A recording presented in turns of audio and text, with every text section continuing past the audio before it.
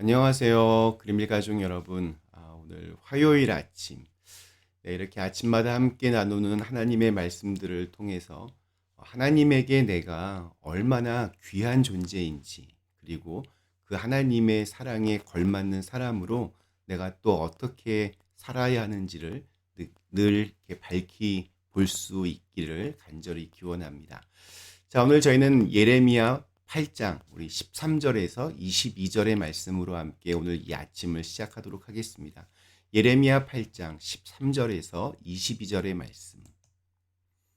여호와의 말씀이니라. 내가 그들을 진멸하리니 포도나무에 포도가 없을 것이며 무화과 나무에 무화과가 없을 것이며 그 잎사귀가 마를 것이라. 내가 그들에게 준 것이 없어지리라 하셨나니 우리가 어찌 가만히 앉았으랴. 모일지어다. 우리가 견고한 성읍들로 들어가서 거기에서 멸망하자. 우리가 여호와께 범죄하였으므로 우리 하나님 여호와께서 우리를 멸하시며 우리에게 독한 물을 마시게 하심이니라. 우리가 평강을 바라나 좋은 것이 없으며 고침을 입을 때를 바라나 놀라움 뿐이로라. 그 말에 부르짖음이 단에서부터 들리고 그 준마들이 우는 소리에 온 땅이 진동하며 그들이 이르러 이 땅과 그 소유와 성읍과 그 중에 주민을 삼켰도다. 여호와의 말씀이니라. 내가 술법으로도 제어할 수 없는 뱀과 독사를 너희 가운데 보내리니 그것들이 너희를 물리라 하시도다. 슬프다 나의 근심이여. 어떻게 위로를 받을 수 있을까? 내 마음이 병들었도다. 딸, 내 백성의 심히 먼 땅에서 부르짖는 소리로다. 여호와께서 시온에 계시지 아니한가? 그의 왕이 그 가운데 계시지 아니한가?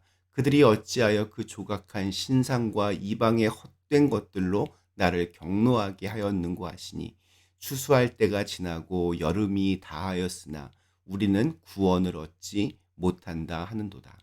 딸, 내 백성이 상하였으므로 나도 상하여 슬퍼하며 놀라움에 잡혔도다. 길르앗에는 유황이 있지 아니한가? 그곳에는 의사가 있지 아니한가? 딸, 내 백성이 치료를 받지 못함은 어찌 됨인고. 아멘. 네, 2차 세계대전 당시에 독일의 나치와 히틀러는 이 홀로코스터라는 이름으로 약 1100만 명의 민간인들을 죽였습니다. 특별히 유대인들은 눈에 띄는 대로 잡아서 수용소에 가두고 죽였습니다. 당시 유럽에 거주하던 유태인이 약 한 900만 명 정도로 추정이 되는데 그 중에 3분의 2인 600만 명을 학살했습니다. 워낙에 정말 충격적이고 끔찍하고 또 가슴 아픈 역사이기에 그것을 다룬 여러 책들이 있습니다.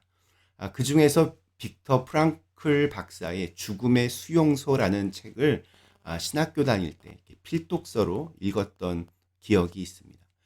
제목만 보면 수용소 생활을 묘사한 책 같지만 이 책은 사실 심리학 책에 더 가깝습니다. 빅터 프랑클은 유태인으로 오스트리아에서 활동한 유명한 정신과 의사이자 또한 심리학자였습니다. 이 책의 제목인 죽음의 수용소는 이 한국어 번역 과정에서 정해진 제목입니다. 원래의 제목은 Man's Search for Meaning, 그러니까 삶의 의미를 찾아서, 이것이 좀 더 정확할 것 같습니다. 이 책은 아우슈비츠 수용소를 다룬 다른 책과 마찬가지로 수용소의 삶을 생생하고 또 담담하게 그리고 있습니다. 다만 저자의 관점이 조금 다를 뿐입니다. 그는 극단적인 삶에 놓인 인간에게 어떤 힘이 있는지를 아주 세심하게 관찰했습니다. 죽음의 수용소에서 어떤 사람들이 결국에 살아남았는가, 여기에 초점을 맞추고 있습니다. 그의 결론은 육체적으로 강한 사람이 살아남는 것이 아니라 그곳에 수감된 사람의 어떤 내적인 힘에 달려 있다라고 그렇게 보고 있습니다. 이를 근거로 그는 새로운 이론을 만듭니다.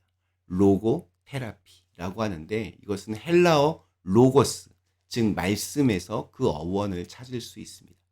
간단히 말해서 삶의 그 원동력은 자신이 존재하는 이유를 알고 존재의 목적과 삶의 의미를 찾는 과정 속에 있다는 것입니다. 그러니까 내가 누구인지를 알고 내가 왜 살아야 하는지를 아는 사람은 쉽게 절망하거나 포기하지 않고 결국에는 살아남았다는 것입니다. 이 아우슈비츠 현장에서 얼마나 많은 사람들이 허무하게 죽었는지를 그는 보고 있었습니다.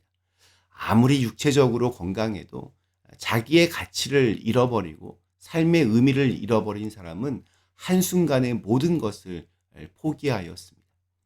그러니까 이 죽음의 수용소라고 하는 그곳에서 고통이 심하면 심할수록 전쟁이 이제 곧 끝날 것이다. 이렇게 낙관적으로 믿고 또 내일의 그 고통을 미리 이렇게 묵상하는 것이 아니라 오늘의 견뎌낼 수 있는 힘을 주신 하나님께 감사하는 마음을 가진 사람, 이런 사람들이 생존 확률이 훨씬 더 높았습니다. 그래서 그는 이렇게 말합니다. 결국 그 수감자가 어떤 종류의 사람이 되는지는 그 개인의 내적인 선택의 결과이지 수용소라고 하는 환경의 영향이 아니다. 이렇게 말하고 있습니다. 우리 마음에 좀 이렇게 허기를 채우기 위해서 폭식을 하는 경우들이 종종 있습니다. 딱히 뭐 배가 고픈 것도 아니고 식사 시간도 아닌데 뭔가 이렇게 허전해서 먹습니다. 그것도 정말 미친 듯이 많이 먹습니다. 영적으로도 비슷합니다. 이스라엘이 금송아지를 만들어서 예배한 이유는 간단합니다. 하나님이 눈에 보이지 않았고 눈에 보이지 않으니 영적으로 어떤 공허함이 밀려왔기 때문입니다. 무당집에 가보면 뭐 색상이며 장신구며 아주 현란합니다. 시각적으로 어떤 그 공허함을 채워주는 역할을 합니다. 이스라엘은 하나님을 섬긴다고 하면서도 계속해서 여러 우상들을 섬겼습니다. 결국 그들은 예레미야의 입술을 통해서 하나님의 심판을 선고받습니다. 유다 백성들이 경험해야 할 이 공포와 절망, 그리고 그것을 전하는 예레미야의 탄식이 오늘 읽은 말씀의 내용입니다. 심판을 선고받은 백성들이 14절에 보면 견고한 성읍으로 들어가서 거기서 멸망하자, 거기서 죽자 이렇게 말합니다. 그러니까 죽을 땐 죽더라도 좀 더 안전한 곳에서 좀 더 살다가 죽겠다는 것입니다. 참 한심한 얘기입니다. 이러한 동족의 모습을 지켜보던 예레미야 선지자는 18절과 19절에서 자신의 심경을 이렇게 토로합니다. 슬프다 나의 근심이여 어떻게 위로를 받을 수 있을까? 내 마음이 병들었도다. 딸 내 백성의 심이 먼 땅에서 부르짖는 소리로다. 여호와께서 시온에 계시지 아니한가? 그의 왕이 그 가운데 계시지 아니한가? 그들이 어찌하여 그 조각한 신상과 이방의 헛된 것들로 나를 경노하게 하였는고 하시니. 정말 그 가슴이 저미는 것 같고 심장이 터질 것처럼 보입니다. 그것은 자기 백성이 먼 땅, 바벨론으로 포로로 끌려가서 거기서 고통 중에 부르짖을 것을 생각하니 견딜 수가 없었던 것입니다. 그러니까 예루살렘에 있을 때, 시온에 있을 때 하나님을 좀 잘 섬기지, 우상 숭배하지 말고 하나님을 왕으로 좀 잘 섬기지, 이렇게 탄식하고 있는 겁니다.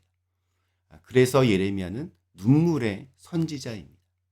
남유다는 얼마 뒤에 바벨론에 의해서 멸망당합니다. 예루살렘의 성도 무너졌고 성전도 무너졌습니다. 그러나 그들이 멸망당한 이유는 바벨론이라고 하는 외부의 강력한 적 때문이 아니었습니다. 영적인 공허함을 채우고자 하나님을 버리고 수많은 우상 숭배에 빠졌기 때문입니다. 이스라엘을 부르시고 세우시고 인도하신 하나님을 버리고 죄악 속에 살았기 때문에 그들은 망한 것입니다. 그러니까 외부의 적 때문이 아니라 바로 이스라엘의 죄 때문에 망한 것입니다. 나무가 땅에 뿌리를 박아야 살듯이 우리도 하나님에게 뿌리를 내려야 합니다. 하나님이 우리의 창조주이시기 때문입니다. 하나님의 말씀이 나를 통해서 내 삶의 자리에서 표현되는 것, 그것이 우리 삶의 의미입니다. 크든 작든 높든 낮든 금그릇이든 질그릇이든 우리는 하나님께 쓰임받는 존재들입니다.